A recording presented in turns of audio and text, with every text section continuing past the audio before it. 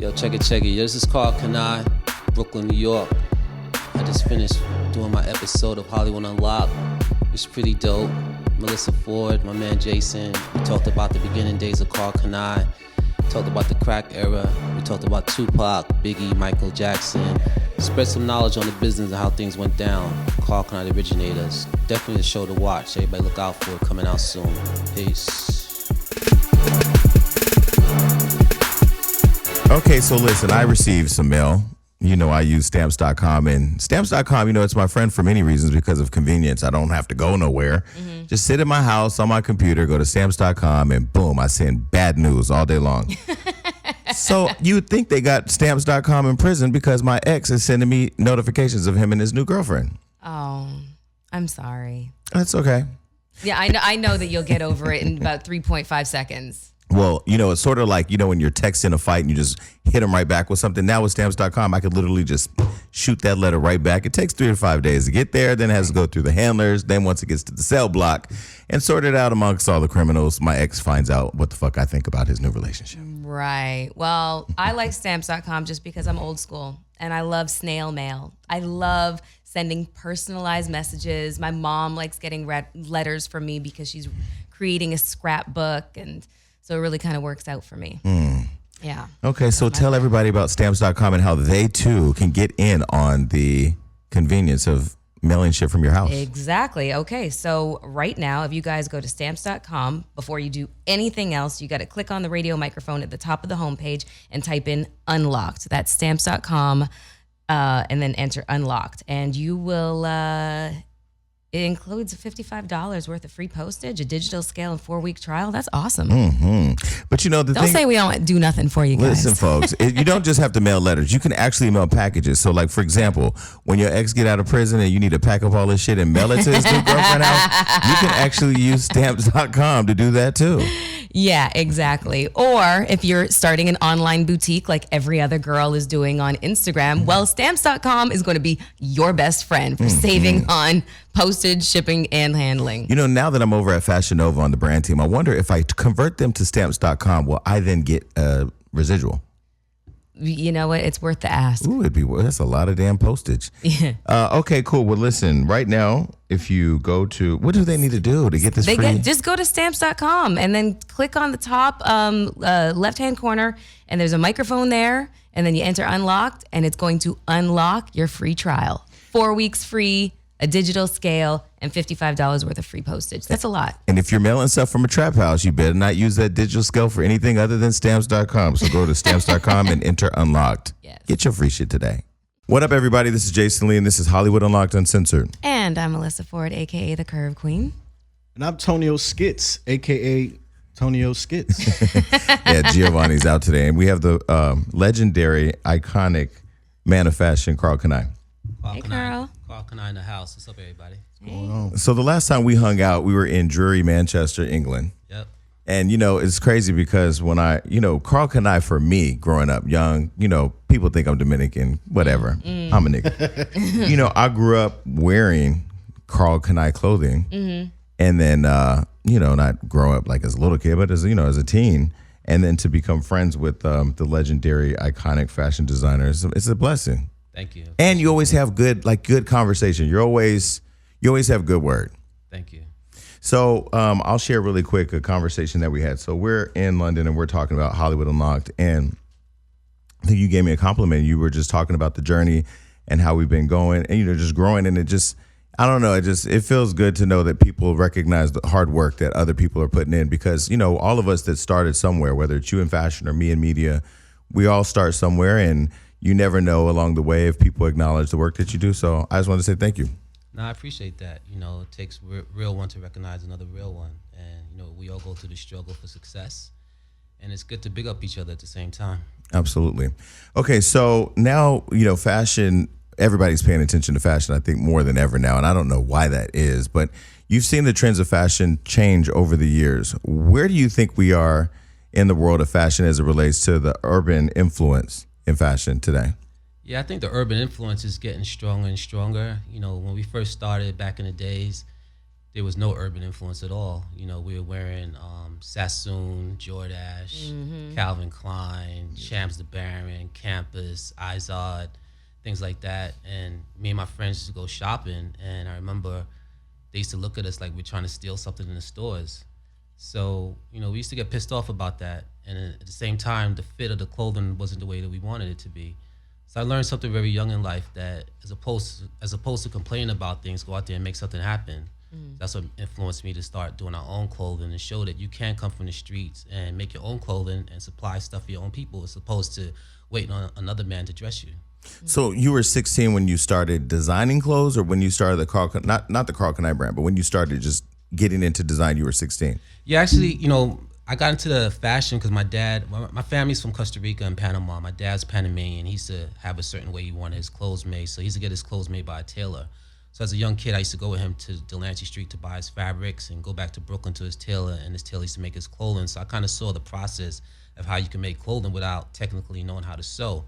So when we moved to the inner city in Brooklyn, my mom and my dad split up. We moved to East New York, and it was a big project with 50 buildings, 20 stories for each building. So it was a lot of kids in the project. So my first day out, all the kids hung out in the shopping center. I remember going out there, and just my first day to meet all the kids. So I went out there and I had some sneakers on. I had my little outfit. I thought I was fresh. So the first time I went out there, this dude said, "Yo, shorty, man, what kind of sneakers you got on?" I said, "Man, these are Skips."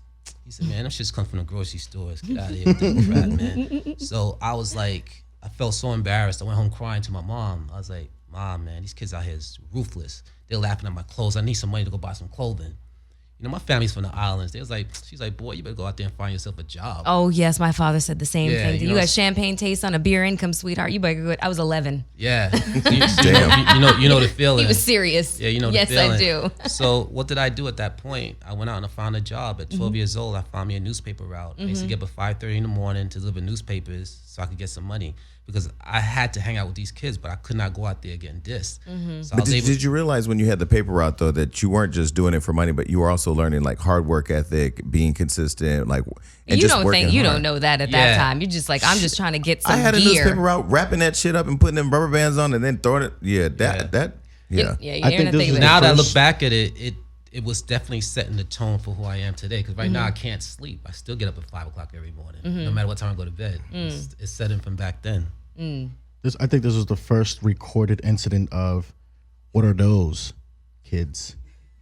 What are those? What, Hit you with the newspaper? skips. Nah, them skips that he had on, he was getting roasted. I was getting, man. What year was this? This is like, man, this is like 82, 83. Yeah, definitely. You were getting roasted. I was getting done, and I didn't realize my mother was actually getting my sneakers from the frozen food department in the grocery store. No way, used to they sell weren't sneakers. joking. No, they used to He sell sneakers in the wasn't grocery store. joking about grocery store Nah, straight up, sneakers. and that's where you used to get them from. So, you know, I was thinking the other day I was with a friend of mine. He's he's a video director for Bryson Tiller. They're best friends. They have a clothing line that they've just started.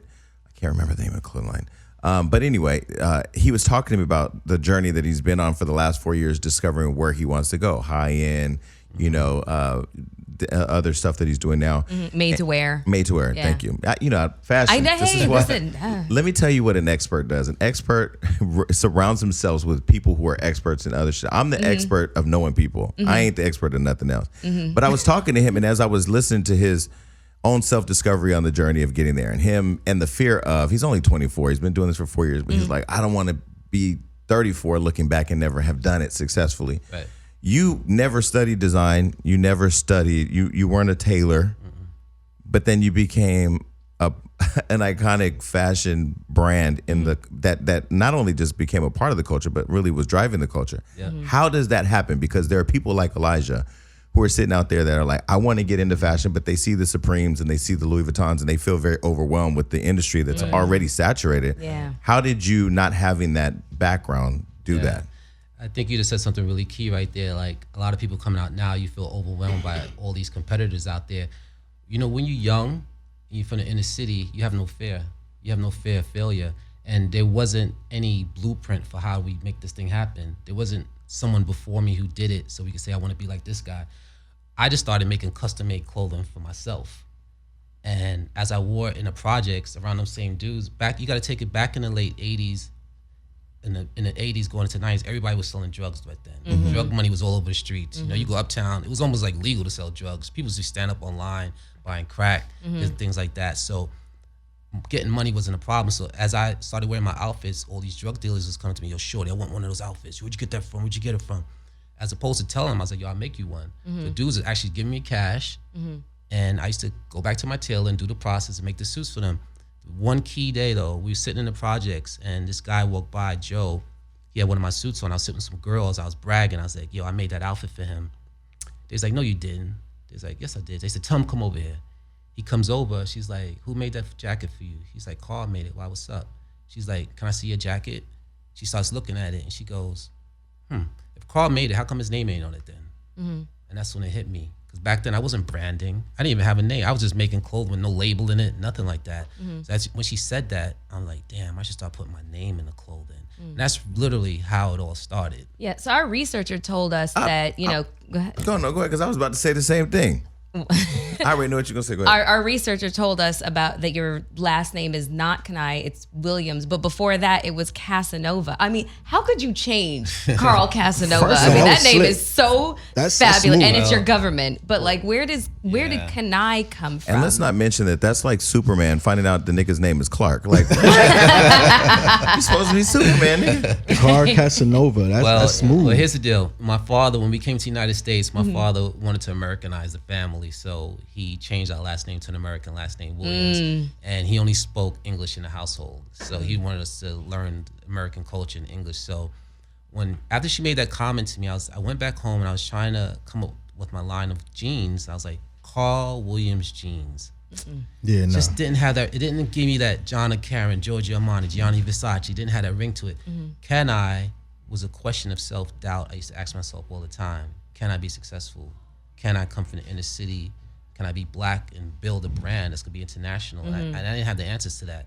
So I like to doodle a lot on a piece of paper. Anytime I get a pen in my house, I like to keep writing on a piece of paper. I used to sit at my house in the projects and listen to In the Air Tonight by Phil Collins with the lights on. Love that song. For some strange reason, I used to do every night and thinking about this brand and think about this name. And I used to write it on a piece of paper for some strange reason. One day I just looked at Karl Kani. And I asked 5 of my friends, hey man, there's this designer called Karl Kani that's making some dope stuff.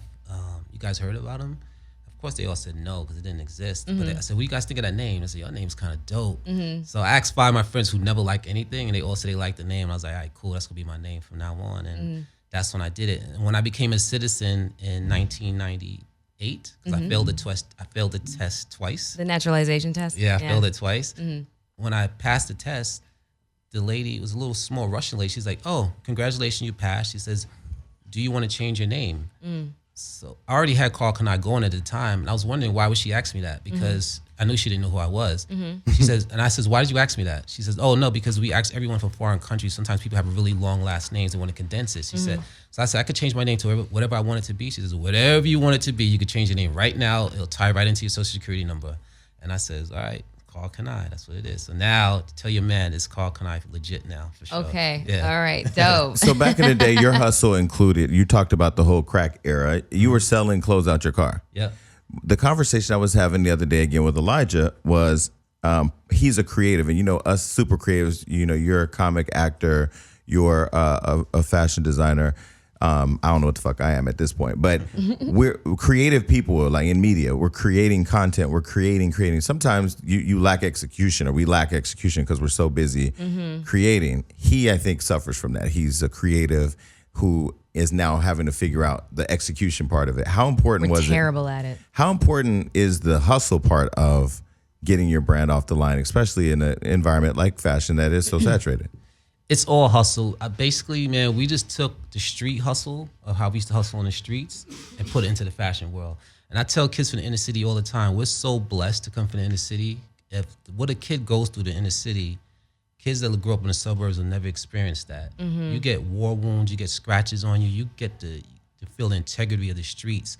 And it's such a powerful thing. It's something that school will never teach you, only life experience, especially when you learn at a young age. You know what I'm saying? So we just took that, and failure wasn't no option for us. We were gonna make it no matter what. So when we came to California, we had $1,000 and a pocket full of dreams, but we were not going back to New York unless we were successful. And so how did you, so we just recently had Jennifer Lewis in here, and she played Tupac's mom in Poetic Justice. And you had a relationship with Tupac. How did that relationship come about? And I found it interesting how you got him involved with your brand and how he became such an influential part of it. Absolutely. Tupac now, that was such a different artist for us to work with. He used to wear my clothing all the time. And I remember when I seen that video with him and MC Breed, I Gotta Get Mines, and they both had on Karl, Kani in the video, and we got so much reaction from that video coming out. And I wanted to meet Tupac really When bad. you say reaction, what do you mean? Retailers. At People were asking for it. Stores started, because we ran Detroit, Chicago, New York. That show you the power of hip hop. Retailers was basing it on what they saw on TV. And keep in mind, this is the era where there's no Facebook, no Twitter, no Instagram, no cell phone. No, There's no none of internet. that. There was no internet. It was none of that. So We had beepers, though. We had beepers. beepers, Yeah. yeah. And remember, the original beepers didn't even have a number. It just had you just get a beep. Yeah. You know what I mean? Damn, why? Damn. Yeah. So you just get a beep. How old are you again, man?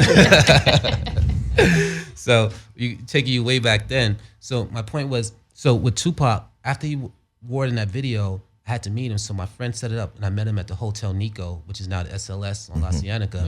So I go to his room, knock on the door, and he says, "Come in."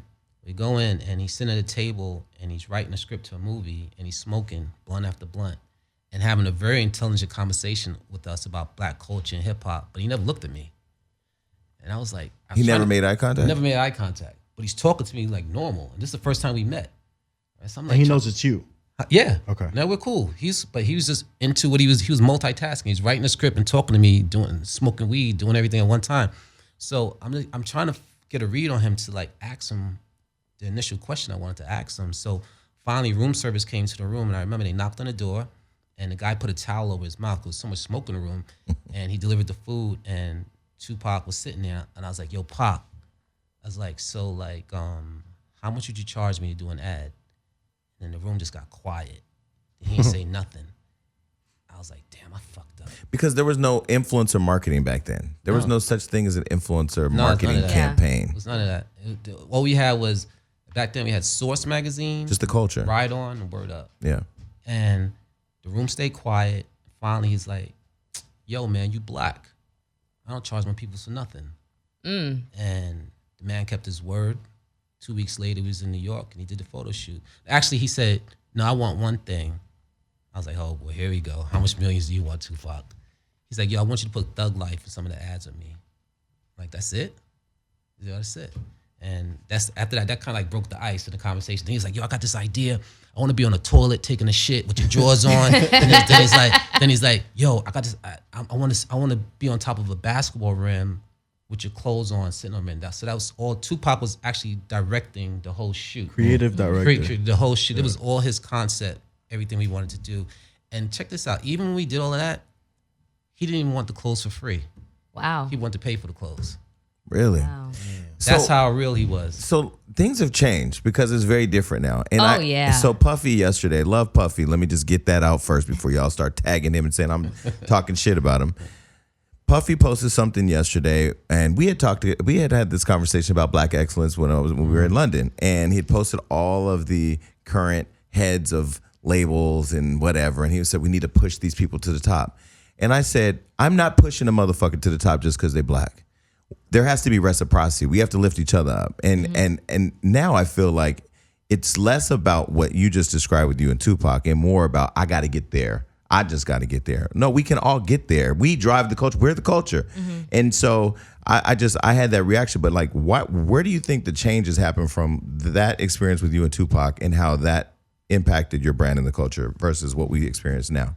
I think with the whole social media thing, it kind of screwed people up somewhat, like living a different false sense of reality. So everybody's trying to get their likes up. It's about me. It's not about us together. Everybody's worried about their page and what they get out of it and the content. There's a lot of competition. It's very hard, I think, for a kid to grow up nowadays too. A lot of competition with social media. So I think the whole climate has changed right now, and people could see whether you're successful or not very quickly. Back in the days, you didn't know how successful somebody was unless you saw them out on the streets or whatever like that. So I think the mentality has changed somewhat, And it's a lot easier for somebody to get famous and popular. So it's like every man for themselves type of mentality now. So you're really successful online. You create a lot of skits, Tonio skits. You create, but people know you as being like one of the biggest or not the biggest content creator, and you're very collaborative. Why do you think nowadays it's very hard to collaborate with a lot of people?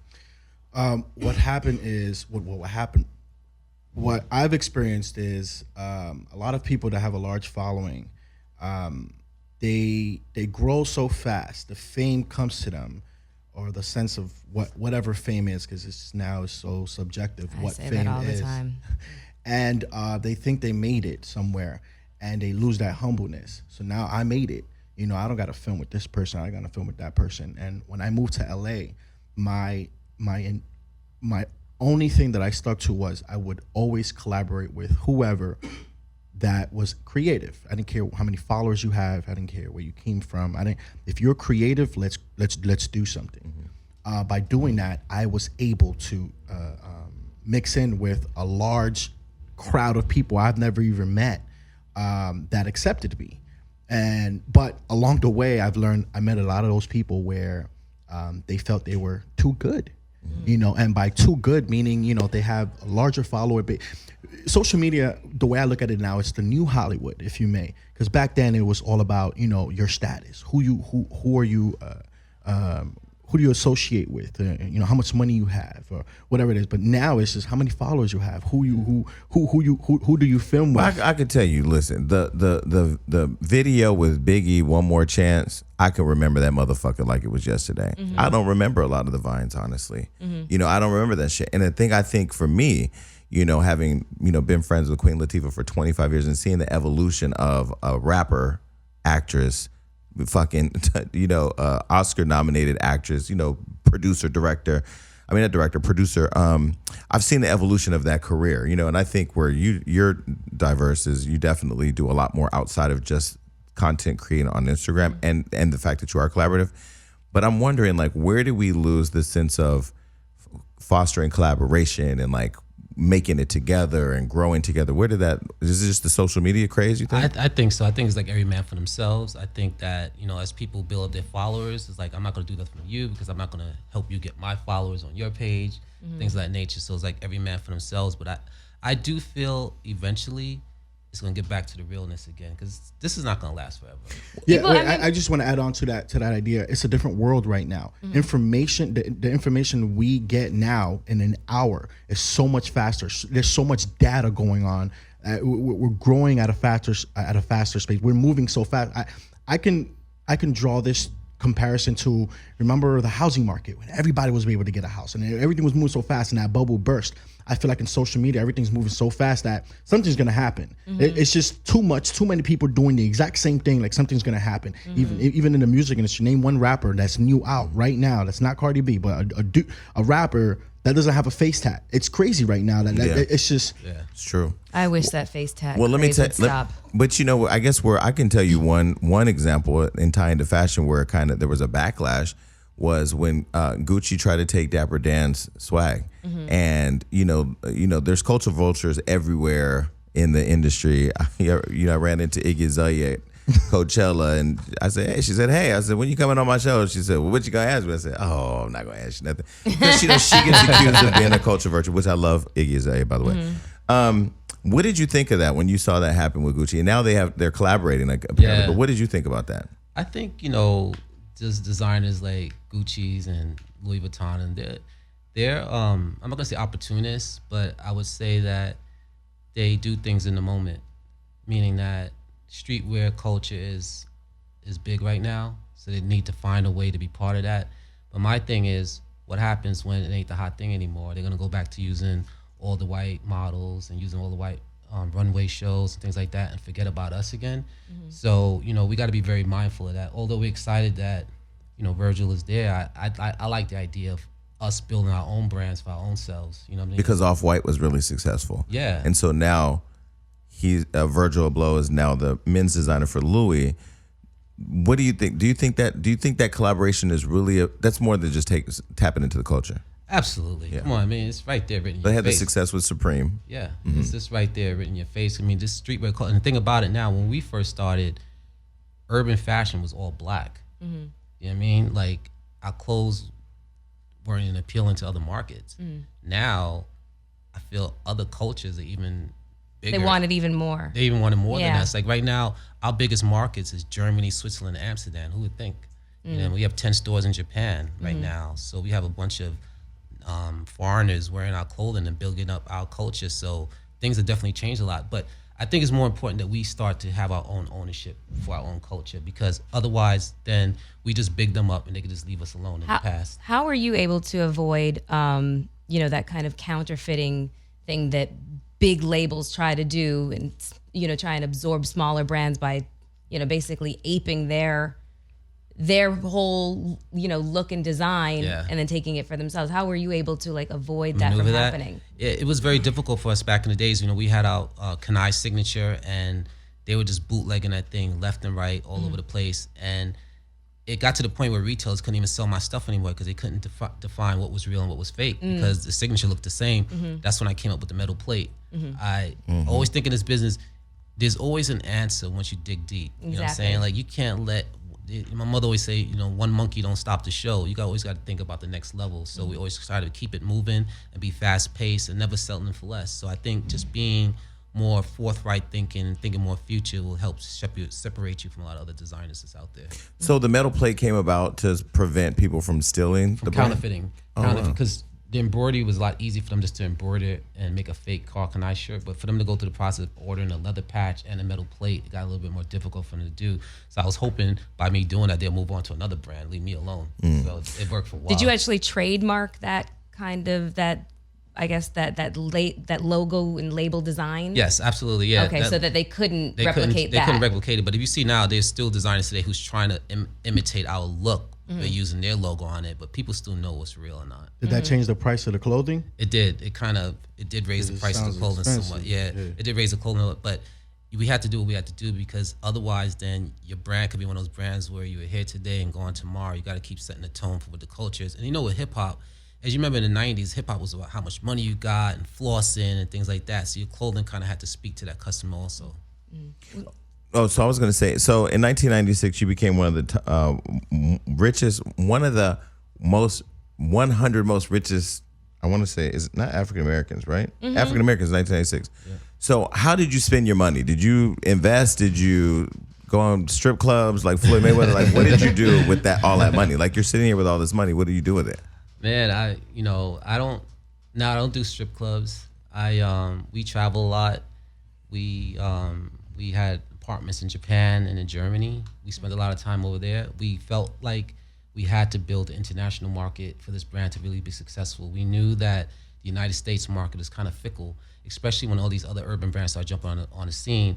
Buyers are buying what was on the latest video. You had Rockaway, Sean John, Fat Farm. You had all these brands doing similar looks. So if a kid goes in the store, he has $100, which brand is he gonna buy? A lot of times he buys what he saw on TV last week, and they were dominating the videos at that point. So we had to make some transitions at that point to stay real in the business. So do you see yourself collaborating with who are you interested in collaborating with now? Yeah, as while we were in Manchester, we're about to do a collaboration, Pretty Little Thing, comes out next month. I actually saw it, by the way. It looks really good. Yeah, it's gonna Is it menswear? No, it's women's. It's women's wear. Okay. We're bringing back the whole '90s Aaliyah vibe for the culture type vibe. Bring back the colors and that whole nostalgia look. And I think it's a really cool collaboration because online business is where it's at right now. Karl Kani Certified Street, Pretty Little Thing has their customer base, which is really a crossover type of base. I think the combination of the two is going to be good. So we do a collaboration if we think it fits our brand. It's going to help expand our appeal for Karl Kani and bring it back to the forefront. And it's ultra fast fashion, which means a lot of people wearing the clothing, which means a lot more money. Absolutely. So does what we wear in the U.S. drive what people buy around the world? Absolutely, 100%. People want what's happening in U.S. culture, hands down. If it ain't happening here, it's very difficult for it to happen elsewhere. We've been blessed that even when our brand wasn't popping in the United States, say in the 2000 era for like a good 8-year span, what legitimized Karl Kani to everybody was all the icons that wore my clothing. And people know these weren't no paid endorsements.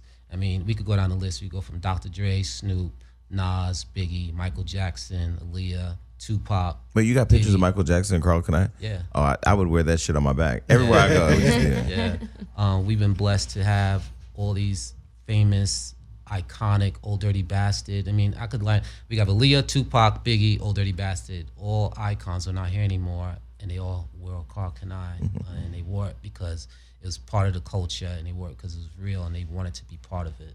Right. There's a series on USA Networks right now, the murders of Notorious B.I.G. and Tupac. Yeah. And am I wrong? But did I see Karl Kani fat? So did they approach you? Yeah. The set designers. Yeah, the set designers. They approached you and we were like, we need authentic. Absolutely, because they knew like that was what they wore. How can they not? How can they show that movie without showing what they actually wore? Just like even with All Eyes on Me. We had like 6 different scenes in there with the Tupac character wearing Karl Kani, because that's all he wore. It wouldn't be legit if he wasn't wearing the brand. Over the years, decades that your brand has been in existence, have you basically kind of created like, what would you call that? Would you like put in a museum, like did I save a lot of my iconic pieces? Exactly. Yeah, I yes. do. I do have a vault. Okay. Yes. And you know what's funny about that is like, back in 2014, 15, Migos, Quavo came to me and he DM'd me. Yeah. He's like, yo, we want some of that vintage stuff that Biggie and Pac wore. Yeah. I was like, you want the old stuff? Yeah. He's like, yeah, no, we want, what they wore is what we want. And I'm thinking to myself, damn, that's cheating. I already did that already. That's too easy. That's easy money right there. So I went back into, as he inspired me to go back into the boat and go do that. And that's why I love Quavo. He's such a visionary. You know, they were one of the first groups from this new young generation culture who wanted to get behind rocking Karl Kani. And again, he didn't ask for no money. He just wanted to rock it for the culture. Right. And even when they came out with their latest album, he wore it one day, and the next day he had Takeoff wear it. And they just did it out of love, and I thought that was real. Well, you know what's interesting, but again, I mean, it also validates them. You know, the legends wore it. You know, so it's a reciprocal, and that goes back to what I was saying earlier. It has to be a reciprocal relationship because, you know, when Jennifer Lewis was here, she talked about we're all one, and we all can exist or coexist and become whatever our fullest potential. You know, our fullest potential if we're not lifting each other up. And we were just at Coachella this weekend and saw the Migos. They are my favorite of this generation, not only because of their songs, their song choices and all that, but just they're respectful when it comes to where, you know, who's inspired them. Absolutely. You know, the history of, you know, where they're at the forefront of hip hop now, but who were their forebears. Exactly. They're respectful, you know, in comparison to, you know, their counterparts who are like, you know, fuck Tupac. So how was it back in the day with you, Russell, the people who owned, you know, FUBU? Was that Damon John. Damon John. Were you all friends, Karl, or were you all like frenemies? No, I mean, when we first started, the guys from FUBU used to come up to my booth at Magic Show, and before they got on, asked me for advice. I used to sit out there, the young brothers from Queens, black brothers from Queens. I used to give them advice on what they should do and what I thought they should do, and they took that and they was able to run their own company and become successful. And Russell, the same thing. Russell used to call me up and ask me to go to dinner and picking my brains about the garment industry and things like that. And so a lot of these guys, they came to me for advice and I gave it up because it was nothing to me. I would much rather see another black man get on as opposed to other designers who's gonna steal from the culture. So have you ever written a book about your life? No, it's in the process though now. I feel like now we're going on 30 years coming up next year. So it's time to kind of tell a story. You know, I wish the story could have been everything was squeaky clean and great the whole 30 years, but it hasn't been. You know, we've been through our ups and downs and trials and tribulations, and welcome to the garment business. Have you ever thought of quitting? Never, Ever. This won't happen. Ever. I die before I quit. Did you ever have a plan B? No, there's no plan B. This is gonna happen. I didn't want to do nothing else but fashion, and this is my calling, and I know that's why I'm here. So when Michael Jackson wears your clothes, do you just call your friends and be like, y'all can't fuck with me? Like, what do you say? You know what's funny? Like, when these artists wear the clothes, everything just happens to me in the moment. And I don't even know if I even embrace each moment. I think if I really just sit back and think about everything that's happened, everybody wore my clothing, I'd be a little bit overwhelmed. I just accept each moment and go to the next day to keep this machine going. You know what I mean? I don't look back. You don't stop to smell your own roses. Not really, because like there's so much in this business you got to do to make this thing successful. You don't have time for that. You got to always look for the next positive moment to keep the momentum going, which I think is important. Well, have you allowed yourself to enjoy the journey? I enjoy a journey every day. My journey is enjoyed when I see an artist wear my clothing. Like when Ariana Grande wore my bubble coat through the whole video with her and Future every day. Like that makes the journey and the cycle complete for me. Like I know we're doing the right thing, and I know we have so much more work to do. Ralph Lauren been around since 1967, before I was born, and he's still growing. Right. You know what I'm saying? So we have a lot to do.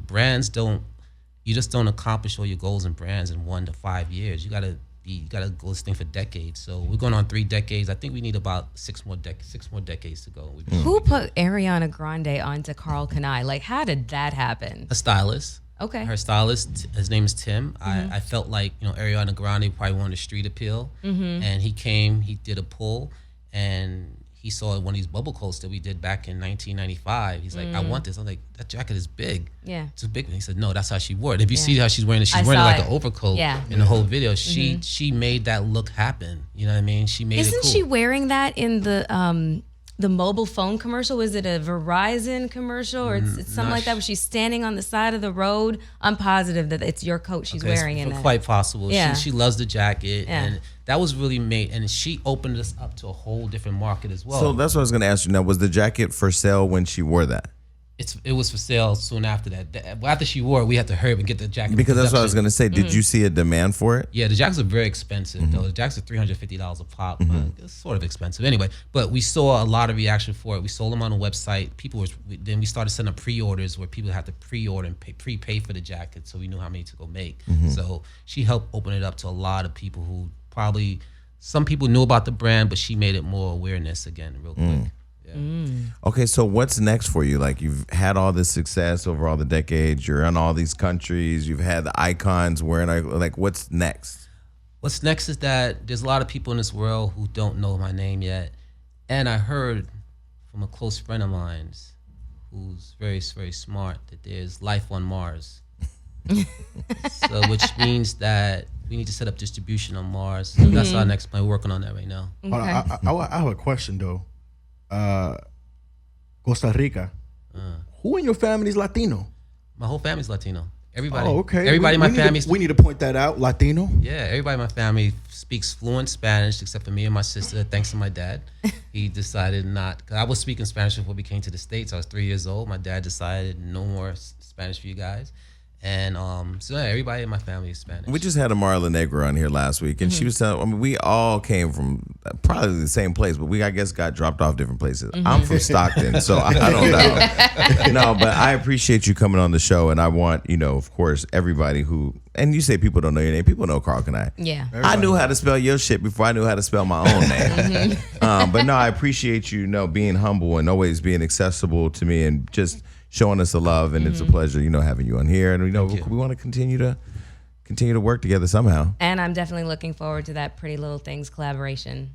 No, that's really nice. It's going to be hot. I'm looking forward to that. And we definitely got to spread the culture worldwide for sure. And I'm an influencer, so, if you want to wear your clothes, we can work something out. Listen, actually, Tonio and I are, he's already been on Wildin' Out on MTV. I just did my first season with him, and that's how I got my job. I interviewed Nick here, was like, nigga need a job. Really? So that's how I started. Asking you shall receive. There you go. All right, thank you, Karl. We're out. So we are going to just jump right into hot topics the way Tristan Thompson is jumping into all this pussy. What is happening? I don't know. I do know. Oh, well. That was sexual assault. You saw that white girl. Oh, for fuck's sake. That was sexual assault. She took him and dragged his face into her breasts. Okay. Ladies and gentlemen. #me too. Ladies and gentlemen, if you hear the sound of my voice and you are moved by it, you have heard the show before, and I have said one thing.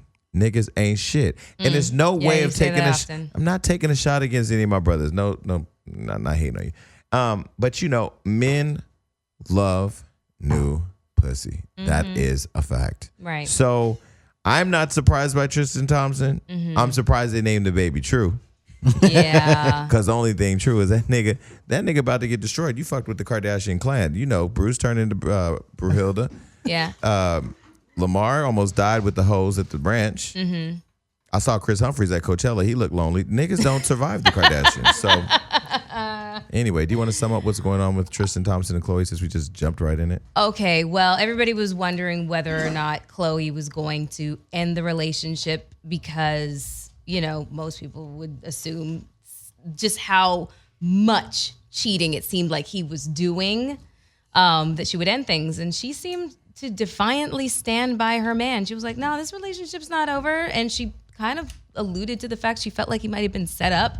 All kinds of really interesting things. But it's looking like that's not necessarily true. Okay, so they're icing him out. So video surfaced, for those of you if you've been living under a rock. Khloe Kardashian, she struggled getting pregnant by Lamar Odom when she was married to him. Later revealed that she was avoiding that because he was on drugs and going through their own internal challenges. But then she ends up getting pregnant by Tristan Thompson, who now has become the subject of a lot of videos that have surfaced with him and a bunch of women whom you think he's been sexually targeted. Well, his nickname is Third Trimester Thompson. No. Right. So let's a little backstory. He had a baby mama who was pregnant at 8 or 9 months. He left her for Khloe Kardashian because everybody said he was clout chasing, wanted to get famous. Khloe took him in, became his girl, then became his baby mama. And so now he's cheating on her. So the question I had on Instagram was, who the fuck fault is it? Hers or his? Somebody has to have some karma here in this. Right. Well, that's what people are saying, is that karma is a bitch, and that should have been the kid's name. Because, he starts cheating right around the same time that he was cheating on the last baby mama. I mean, that's why he's got the nickname, Third Trimester Thompson. You women need to stop thinking you can change a man. You never will. Who is this you? Do not lump me into that shit. Are we Are we ignoring the fact that they are coming back with a new season of Yeah. Okay. It's really difficult to believe that none of this is staged in some form or fashion. If cheating did take place, when did it exactly happen? Because she just gave birth in the, I'm going to defend Kris Jenner because as angelic as she is, she's always thrown into the middle. This lady slept with a man who had more, what y'all got, estrogen in her system than she did. And she endured that limp dick nigga for I don't know how long while he played and paraded around in her dresses. And then she said, what is she supposed to do? Have a nervous breakdown and go cry? No, she said, you know what? We're going to turn this into a check. I don't think she creates this stuff. I don't think Khloe Kardashian sat and conspired to have her man. And, he fucking him too, because I got the porno, but I ain't going to put it out, but I got it. Well, I don't think that there was a conspiracy like, hey, setting him up to go sleep with this chick and this chick and this chick. I think he's just doing what the hell he wanted to do. Well, do you think she should have stayed? Rich, young, dumb, full Do you of think cum. she should have stayed? Well, it doesn't look like she's going to. I don't know what she's doing. Would you have stayed? No. So you would have left and been a single mother? But it happened 4 months ago. Huh? It happened like 4 months ago. But Well, she was no. pregnant. The footage of him walking into the Four Seasons Hotel in New York, that was recent. Yeah, dudes walk into the Four Seasons Hotel At all the time. 4 o'clock in the morning with this chick with a really enhanced ass. I'm sorry, girl. It is. What time zone this happened at? It was in New York. In New York. Yeah. At 4 o'clock in the morning? That Yeah. means it's 1 o'clock in LA. So Oh my he's still- God. Oh my God. We can't- And she was seen leaving with a Louis Vuitton tote with some extra clothing in it. Tonio is from the niggas ain't shit fraternity. So, of course, he going to have an explanation. Listen, ladies, y'all are the most intuitive creatures on the face of the fucking planet. But y'all still turn your eye and say, my nigga ain't doing that. I mean, when people were talking about her leaving, people were like, well, Jay-Z admitted to cheating on Beyonce. She didn't leave. Beyonce dropped a hit record. Yes, she did. Probably Solange whooped his ass. Yes, she did. Then he dropped a hit record that she executive or creative directed. Okay. And then now they're going on a tour together. So she said, nigga, either I destroy you and you go back up there to Brooklyn where you came from in that little damn shack, or we going to go get this bag. Beyonce's about her business. Think about it. Yep. Let's just say they got divorced, Jay-Z and Beyonce. Who could Beyonce be with? Like, who's good? Honestly, I'm going to say this is going to sound very strange, so just give me a lot of leeway. But who would be good enough to be with Beyonce to where it would make as much sense as it does with her being with Jay-Z? Who? Barack Obama. Well, no, we can't have that because we love Auntie Michelle. So no, we love them together. DJ Jazzy Jeff. You're funny. Lil Uzi. Boom gang, whole lot of gang shit. Boom gang. Let me see. Whole lot of B shit. You know who I would love to see her with if she wasn't with Jay-Z? Who? Rihanna. Oh, for fuck's sake. No, for real. Could you imagine? Oh my Oh god. my God. No. Let's take Missy a moment. Elliott. Let's take a moment to just visualize that. No, we're not doing that. Rihanna would definitely be the one fucking her with a dildo for sure. Beyonce, I can't even. I've tried to picture Beyonce getting fucked. I can't even imagine that angelic, mystical creature, even though she's popped out 3 kids allegedly, having sex. Just watch the video Drunken Love. That's how it goes down. I love her. And you know what, by the way, people are going to say, I don't know, whatever. It is hands down my favorite song by her, Drunken Love. It is my favorite song by her. Okay, what else is going on in the world? I'm sorry. Niggas is getting Pulitzer Prizes. Yes. So Kendrick Lamar's album Damn has won a Pulitzer Prize for music, which is amazing because that album was so it just socked you in the face. It was so dope. Never heard it. You're such a liar. No, never. Yes, Loyalty with Rihanna. How's that go? Somebody sing it. Sing it. Somebody sing it. You've heard that. If it's been on the radio, I've heard it. Yeah. Yeah, I've not heard that. Yes, you have, and you've heard Humble, and you've heard Damn. DNA, the video that he did with Don Cheadle. I don't watch videos. Never You've saw heard. it. We've played it in here. Oh, really? I don't listen to that. Okay, you've probably heard at least 7 cuts off the album and just didn't know it. Probably not. Okay, well, anyways. I'm not a Kendrick Lamar fan. Not to say that he's not a good musician. I know that people love him and all that, but not for anything. I just have not gotten into it. You know, I really can't invest my time in falling in love with a lot of shows and musicians, and because then I get too consumed with other things outside of what I just can't. Okay, well, you can listen to music and like an artist and still carry on with your day. I watch TV shows and don't even watch the shows. It just be playing. You don't in the watch. background. No, Do you binge watch? No, he doesn't binge No, watch. they play in the background. Nothing. Like I don't. Okay, well, anyways, the Pulitzer board. What's wrong with Well, it? Law and Order, I do Law and Order. The Pulitzer board called on Monday and said that the work captures the complexity of African American life. Yeah. Well, Congratulations to Kendrick. yeah. What else is going on? Well, here's a question because this is a highly debatable thing. Okay. What are your favorite hip hop albums of all time? That's a very hard question. Ready to Die. Okay. Ready to Die, yes. That's on all of our lists. Man, Ready to Die. Yeah. Cardi B's new fucking album. I need you to stop. I mean, shout out to Cardi, but is that your of all time Invasion of Privacy? You're putting that on the list before, say, I don't know, Illmatic, Reasonable Doubt. Well, I'm getting ready to go interview Khalees today, so no, Illmatic's not on my list. But listen, I okay. will say that I love Nas. Sometimes we don't like the messenger, but we like the message. Miseducation of Lauryn Hill. Yes. Miseducation. That's of definitely Lauryn on Hill my list. Definitely has to be there. That's definitely on my list. I'm going to take it back to New York. Only Built for Cuban Links, Raekwon. That is dope. Never heard it. Oh my. I haven't. I'm going to need you to listen to it. I like the Wu-Tang album from 19 whatever, but Yeah, Enter the the Wu-Tang. Chronic album was amazing. Eminem. Yep. Marshall Mathers. Marshall Oh, Mathers. the double disc. Yep. All Eyes on Me. It Mace. takes a nation of millions to hold us back. Public Mace. Enemy. I never got into them. I love. I was never about the whole struggle thing. That struggle music. But here's the thing: is it's so relevant right now. At least every other day, I'm blasting "Welcome to the Terror Dome" or was that Black Steel in the Hour of Chaos? Yeah. Live, and then Mad Villainy, MF Doom, and Madlib. Y'all are finding out a lot about me and my musical taste. The Niggas in Paris record was hot. One record that I really do like. I do like Kanye West, Jay-Z, Rick Ross, and Nicki Minaj, Monster. I like that record. Yeah. No, well, we're talking about full on albums. Oh, St. Pablo. Really? Kanye's album? Yeah. Before Late Registration, before College Dropout. Never played those. What? I've heard the songs. I've heard this. Lord. No, listen. I've heard the songs, but I've never played the albums. My Dark Twisted Fantasy, Yeah, even. yeah. Whose man's is this? I don't My know. Dark Twisted Fantasy is on the Power album, right? I've heard that album. Yeah. Yeah, I like that album. But so Pablo. But College Dropout, I watched one video. What's the workout video? That's it.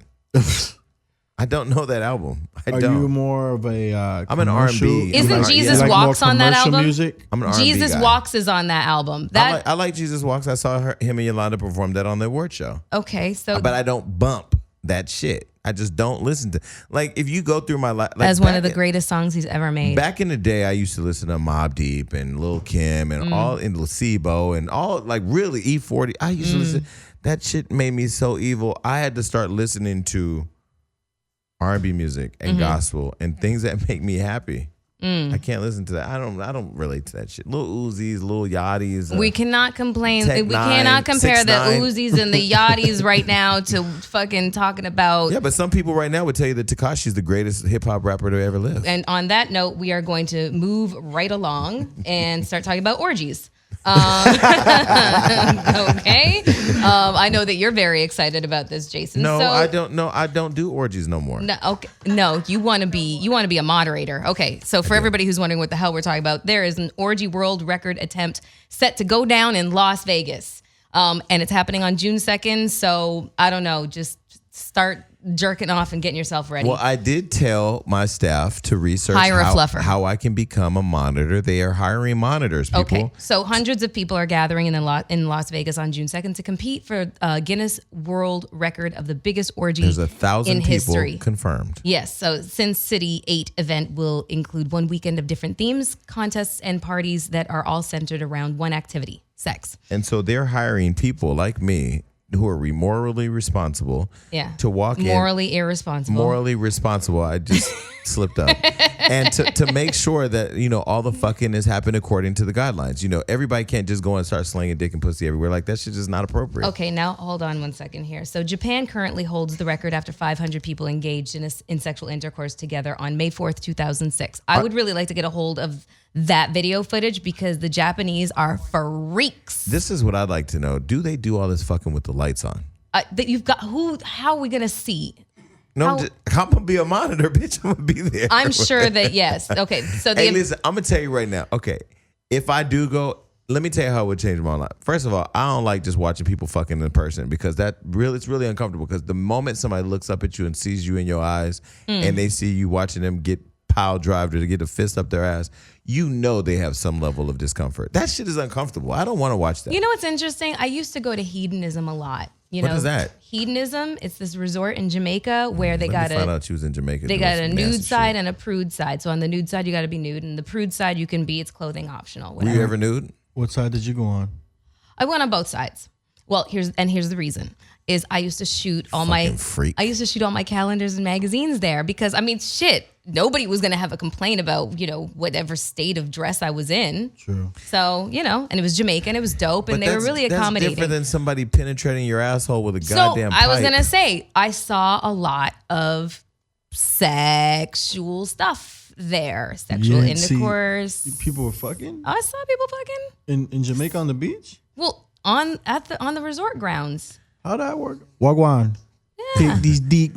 Well, listen, I'm going to apply. It was never the staff people. I'm going to apply to be a volunteer at this orgy because I do think there needs to be some level of maturity. And that's you? Right. You know what I'm gonna do? I'm gonna run around throwing hot sauce on people's pussies just to see what the fuck happens. You know what? They're gonna get you. You're gonna get. I can't. Anyways, look. You know what I want to do? I want you to repeat those dates because I want the fellas. If your girl saying she going to Vegas around this time, yes. Understand what's going on. She's getting fucked. She's going to get, She getting fucked. Yeah, she's going to get her back blown out. So anyway, so the date is it's June 2nd, and the list of amenities set to be provided Can we stop blowing backs out in 2018? Like, come on now. Abso-fucking-lutely not. Are you kidding me? So I'm dying to get mine blown out. Wait. Whoa. I'm sorry. Wait a minute. So you still expect niggas to blow your back out at 41? Are you kidding me? That's amazing. Wait. Blow your back out. Yes. Do you hear how that please. Sounds? Yes.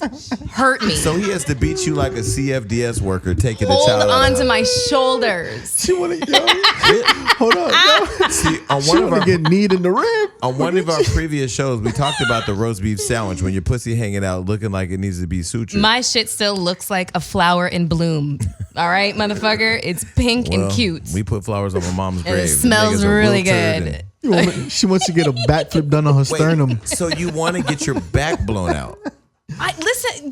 I know. What part of I'm in my prime are we missing? I understand that shit. I know exactly what you're talking about. Thank you. I don't. I'm aggressive. I'm a Scorpio. I'm an alpha chick. You ever got your back blown out, Jason? No. That's why. And you know what I've said before? I think I've said on the show. People be like, "Oh, I know he had to get fucked before." No, I'm gonna tell you why I would not, because I could never. And this is me being very honest. For the first time, I've never said this. I could never have a nigga walking around these streets, talking to another nigga saying, "I fucked that nigga." I personally could not handle that. I would swear to God, right? I shoot that motherfucker. I wouldn't be able to handle it.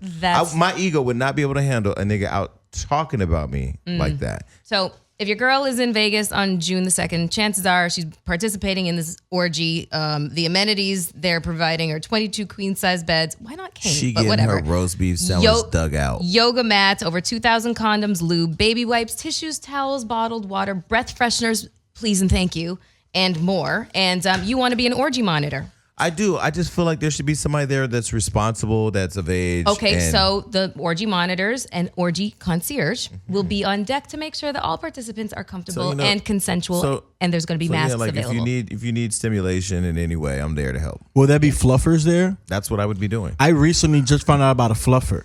You know what's messed up? Do you know what a fluffer is, Jason? I'm a fluffer. Nah, you don't know what a fluffer is. I'm a fucking fluffer. Y'all talking to Jason Lee. Do I know what a fluffer is? Yes. Explain to everybody what a fluffer is. Yeah, what's a fluffer? It's where the people that keep the dicks hard. Yes. Yeah, that's me. Usually they're doing it by blowing. Yo, I think that's worse. I'm a fucking fluffer. Okay. I think that's worse than being a porn star. Like you are, like if your girl's a fluffer, yeah, that means your girl sucking dick like for a living. Your girl's really sucking dick, and you just don't know about it because she's not a porn star, but she a fluffer, so she low key sucking dick. I love how you looked at me with like pure angelic intentions to make sure that I didn't know what I was talking about when the whole time. Of course, I'm not no fucking fluffer. Professionally. Yeah, there's a few of us in this room that are unprofessional. There's people really fluffers. out there sucking dick and getting paid for it legally. But my question is, how do you introduce your wife at like your family reunion? Hey, this is my wife, everybody. You know, Chanel, she sucks dick for a living. Legally. Okay, well, I don't know if there's any fluffers going to be at the orgy. Would you be a fluffer? No. But like if the money was good, like No. Nobody would know. No. 7-figure paydays. What if they told you, listen, I am choosy about the boyfriends who I blow, do you okay? know how much scent air you could buy if you were a fluffer? You're so funny. I don't know if they want that correlation being I can made. bet you get your daily harvest in if you was getting your fucking fluffing on. Ooh, that beach body. I am good. Anyway, speaking of sex, we're going to mosey on over to Mariah Carey, who's having really interesting couple of weeks. You know, she came out and said that she's been suffering from bipolar disorder. Not a lot of us were surprised after that TRL incident where she came in wearing Daisy Dukes and pushing a wheelbarrow of popsicles.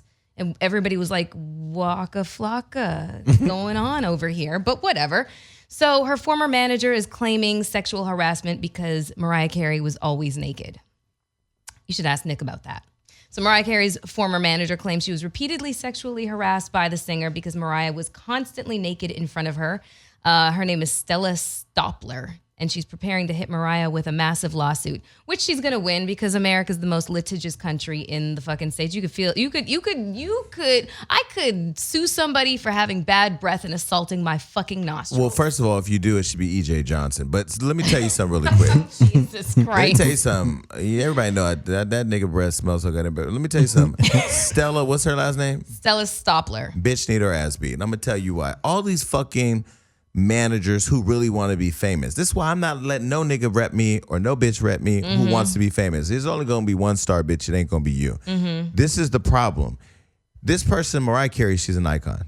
She welcomed you into her life. She welcomed you around her children. She welcomed you to manage somebody. You have to be very vulnerable to be able to be managed because you got to share all your fears, all your concerns, all your vulnerabilities. And they see all your dirty laundry. Not to mention, this is the bitch that set up the performance that she bombed on New Year's Eve and had her out there looking like a fool. You're supposed to be protecting your talent. Right. now that y'all fell out, because I ran into this manager at Takaya on Sunset, and I was like, oh, yeah, you're Mariah Carey's manager. She was like, former manager. I'm not working with her anymore. And she got fired after the New Year's Eve thing. My whole thing is, how do you then go out and tell somebody business? Because we just wrote a story on Hollywood Unlocked today that Mariah Carey was hospitalized after she thought Michael Jackson, Whitney Houston, and Prince were coming to dinner. Where'd that come from? This manager.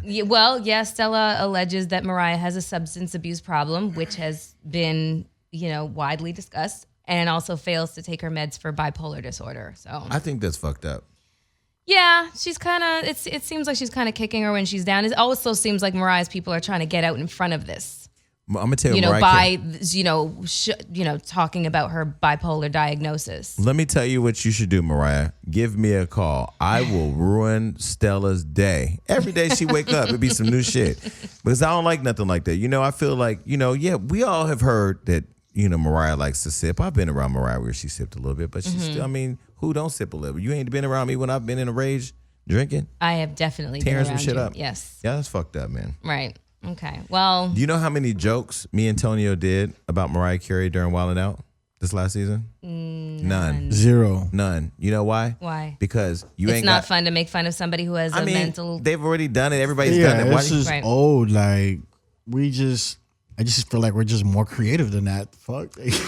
Right. Stop hiring these bastards that'll tell your business. Right. All okay. Right. Well, another thing that's popping off in the news right now is Starbucks is under fire because there's a boycott underway after police arrested 2 black men for not ordering. And so since then, Starbucks has issued an apology, of course, like all these big corporations do. And they are now closing down all these locations, like 8,200 locations on May 29th, which is weird. It's my father's birthday. And they are going to send all their employees for racial sensitivity training of some sort. Okay, first of all, you need more than a day. That's number one. I had breakfast at Starbucks today. Okay, so you're not a part of the boycott? No, because listen. You don't boycott shit. Okay, here's the deal. You boycotted going to Black Panther. Wait, what? He wouldn't go see it. You don't want to go. There's a whole other story. We ain't got time for that. We ain't got time for that. Nigga. Yeah, we ain't got time for that. So I had breakfast at Starbucks today because I'm supposed to boycott Starbucks because some idiot made a fucked up mistake. Not mistake. I'm gonna take that back. Decision. Did some fucked up shit at a location. I'm now supposed to boycott the entire brand of Starbucks to send what message? How strong the black dollar is. Okay, come invest in the city of Compton for Asia Brown, who's running for Congress.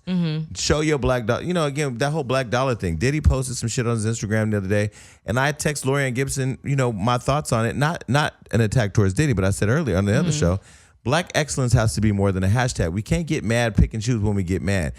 And then we go away. 2 months from now, we will never think about the Starbucks incident again. We'll be off onto the next shooting. What about the nigga that just got killed, shot 20 times in Sacramento? Ain't nobody mad about that? Oh, in his backyard? I'm drinking my Starbucks. But I'm still going. Now, if they would have said, we defend this behavior, we stand behind this employee, that's one thing. They didn't. They took corrective action. The manager's been fired. The whole place is shutting down to have racial sensitivity. Yeah, the police commissioner explained that his officers did not want to make the arrest and wished that it didn't happen. So I don't know. You might be right about the fact that a boycott seems to be, kind of irrelevant at this point since action's been taken place. The guy's been fired. And look at timing. Brandon T. Jackson is to launch a black-owned coffee shop across the nation. Again. Brandon T. Who? Brandon T. Jackson. The actor, from the lottery. Was he in Roll Bounce? A lottery ticket with Bow Wow. Sorry. He got that kind of money? Shit, okay. No, we didn't say his money was long. But anyway, I just personally think that Starbucks did the right thing by holding the people accountable. I agree. And do we need, I did a video last night that went viral where I talked about it. Let people live. I had oatmeal today. No, I didn't have oatmeal. I had a protein pack. That was amazing. Yeah. Only reason why I'm not going to Starbucks is because I can make my own damn coffee at home. That shit's too expensive. Okay. Well, we ran out of time, but before we leave, let's just send our love and prayers to K. Michelle. I did text Kay. She was supposed to come on our show, and she didn't tell me why. Her management told me she had to get a procedure done. I didn't know it was as serious until I saw her crying on Instagram. Yeah. So my heart goes out to her, and I've texted her, and I hope she recovers. Yeah, and I really want to see what she kind of, what she does in terms of continuing the message to make, young girls aware of the perils of plastic surgery, because I mean, silicone started to enter into her bloodstream. She was close to death several times. Well, now she'll have something to come and talk about on our show. Yeah. Not to mention she is taping this season of Love and Hip Hop, so I'm sure this will be a part of the storyline. I think she's really brave as well. The fact that she's being so transparent to her fan base and to basically the public at large with everything that she's been going through, because when it comes to plastic surgery, society tends to expect you to get it, but then they're also judgmental on the other hand, so I got to commend her for that as well. And we do wish her a speedy recovery. Yeah. Well, on that note, people, we're going to get to some music.